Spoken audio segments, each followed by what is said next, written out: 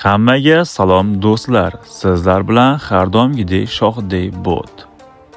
Bugungi video roligimizda yangi kelgan, hali issiqqina sovimagan dastajinamizni qanday qilib bajarish mumkin va qanday qilib oson bajarish mumkinligini ko'rib o'tamiz.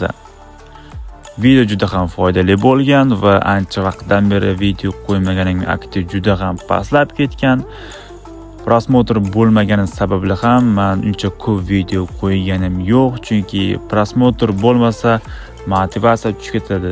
Content makerda bitta narsa motivatsiya berishi mumkin, bu ham bo'lsa yaxshi komment va yaxshi prosmotrlar. Shuning uchun like bosib, komment yozib, aktivda banglatib tashlaydi. Agar mana shu video 50 ming prosmotr olayotgan bo'lsa, kommentni ikkita odamga eritib berib yuboraman bez problem. Bular biz chestni qilamiz. Ular juda ko'p odam kommentariyamda so'rashdi, video qiling, shu dastajinani tushunmayapmiz deb. Mana marhamat, videoni tomosha qiling. Qanday ketdi? Birinchi o'rinda dastajinamizni ko'rib olamiz. Mana shu dastajiniya va buni o'tgan videoyimda men tushuntirib o'tganman, lekin hali o'zim bajarganim yo'q, chunki vaqt bo'lmayapti. Buni ham video qilib chiqqanman, ikkasini bitta qilib. Va buni esa video qilishim shart emas. Xub bor bilasizlar, xubga kirib pingvinni 3 marta yuvsalaring bo'ldi. Xubda bilasizlar, pingvin qo'shilgan. Adashmasam bir kunda 1 marta yuvish mumkin. 3 marta yuvsangiz bo'ldi, bajarsangiz bo'ladi buni. Va buni esa ozgina qiyinroq, tushunarsizroq, buni bafurcha video qilish kerak edi.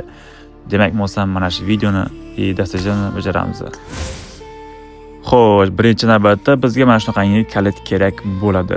Bu kalitni mana bu yerda tadbirlarga kirasida mana shu yerda missiya bor. Mana shu yerda missiyada mana shu hayvonlar bilan siz bir marta aloqa qilsangiz, ya'ni munosabatga kirishsangiz, pastda turibdi. Misol uchun 10 ta, ya'ni 9 ta hayvon bor ekan.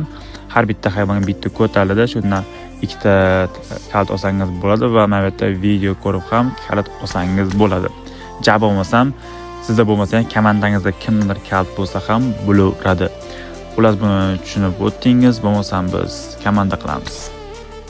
Mana men komanda qildim va Erangel kartasini boshladim. Men bu yerda ham tushuntirib qo'ygan nima qilish kerak haqida, chunki bu narsa kalit sizda bo'lsa ko'rinadi. Birinchi o'rinda kalitni oling deyapti va bu yerda tudim qo'yganini baribir bajarib ko'rsatsam osonroq bo'ladi.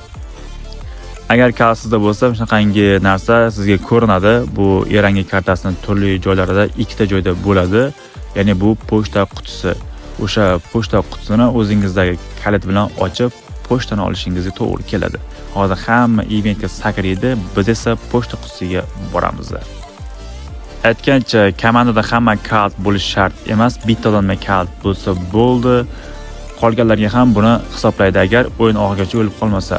Xullas, biz pastga tushdik va mana bu yerda ko'rishingiz mumkin, pochta qutisi bor. Buni ochishga bizda kalit bor. Mana kalitni oching deyapti, ochishni bosdik va bizga mana qizarib qoldik biz.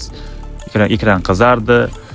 Bu degani bizda pochta bor. Eng xavfli joyi esa mana biz kartada butun Erangel kartasiga komandam emas, men ko'rinyapman. Qizil nuqta bo'lgan xaritada. Men qayerga borsam butun karta meni ko'radi.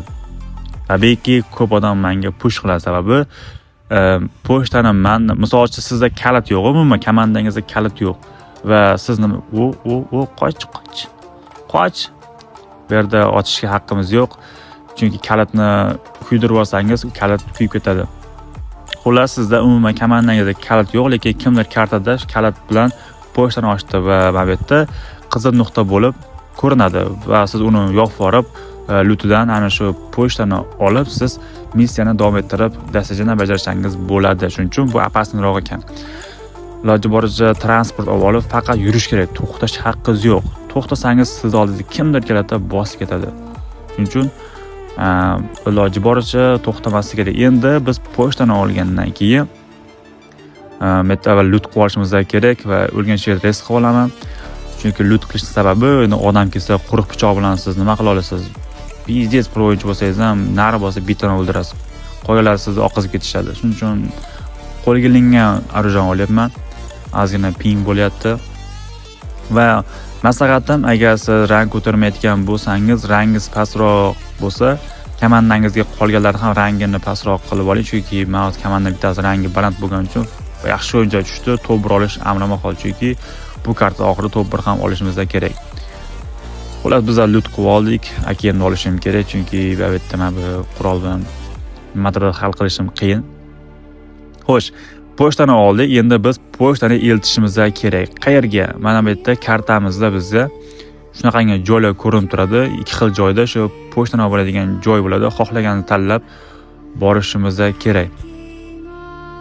Mana buni qarang. Har tomonda bizga odam o'tyapti. Har tomonlama. Bu yoqda ham odam bor. Ko'ryapsizlar-ku, hammaga men ko'ringanim uchun mana bu yerda qizil joy bor. Ana shu yerga borishim kerak.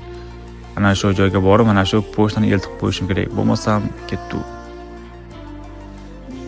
Mana ana shu joyga yetib keldik. Bu yerda ham hozir odam bo'ladi, sababi ko'pchilik shu kelganini bildi va nima bajarayotganini ham bilganlar bilyapti va tayyor kelman ularga, shuning uchun kelish mumkin. Hozir buni aktiv qildik, ya'ni ochdik, nimalar qildik. Xullas 2 minut kutishimiz kerak. Men tepada ko'rinib turibdi, 2 minut kutasan deyapti. 2 minutdan keyin yana o'shani oldiga borishimiz kerak ekan. Mana uje 2 minut ham o'tib bo'ldi. Endi yoniga kelamiz. Mana bu yerga kelganimizdan keyin yaqiniga uje 2 sekund, 1 sekund, 0 sekund bo'ldi. Mana yuborish degan tugma chiqadi. Biz pochtani yubordik. Bo'ldi. Endi kartaga biz umuman ko'rinmaymiz. Endi bizni pochtamiz kimdir olib qo'yib, missiyani davom ettira olmaydi. Faqat biz davom ettirishimiz ham mumkin. Endi bitta qiladigan ishimiz bizni endi bu kartada biz top 1 olishimiz kerak. Endi biz top 1 ga harakat qilamiz. Mana bir amallab biz o'yinning oxirigacha yetib keldik. 19 kishi qolgan va biz bitta o'yinchini davomli yo'qotganmiz. Aka yoraman deb kirgan bola praktika shettalatdan chiqib qo'ygan. Talish etishdi bu. Bizga foydasi tegmadi hisobi bo'ladi. Chatda faqat sas ko'rpayni turib, missiyani bajar deb motivatsiya berdi xolos bu bola bizga. Xo'sh, yomon deyapti. Xullas biz endi top 1 olsak bo'ldi, bu bizga bajariladi. Agar top 1 ola olmasak, kuyib ketadi va sizda savol bo'lishi mumkin, o'lib qolsa-chi? O'lgan odamga bu bajarilmaydi. Misol uchun menda kalit bor, missiyani bajardik. Sherigimda kalit yo'q, lekin men bilan birgalikda top 1 oldi. Unga ham hisobga o'tadi. Agar menda kalit bo'lib turib, men o'lib qolsam, mana shunaqa hozir missiyani misol uchun pochtani yuborib bo'ldik-ku biz. Endi top 1 olishimiz kerak xolos. Mana shunaqa vaziyatda men kalit egasiman. O'lib qolgan taqdirimni ham o'lmagan sheriklarim top 1 olsa, ularga bajarildi deb hisoblaydi. Bo'lmasam biz video cho'zilmasligi uchun ozgina kesaveramiz. Men bir amallab top 9 gacha bitta o'zim keldim, chunki sheriklarim yopib yubordi va mana bu yerda men bitta kim bilmayman, o'zbekmi, rusmi, qirg'izmi, tojikmi, hozir ko'ramiz. Yo'q joyda meni masxarat qilib otib tashladi. Mayli. Bular rang ko'tarayotgan bo'lsa kerak. Xullas, top 1 ola olmadik, missiya bajarilmadi, lekin tushunarli bo'ldi deb o'ylayman. Joninglar sog' bo'lsin. Sizlar bilan shohli bo'ldi. Aytgancha like etsan chiqmasin.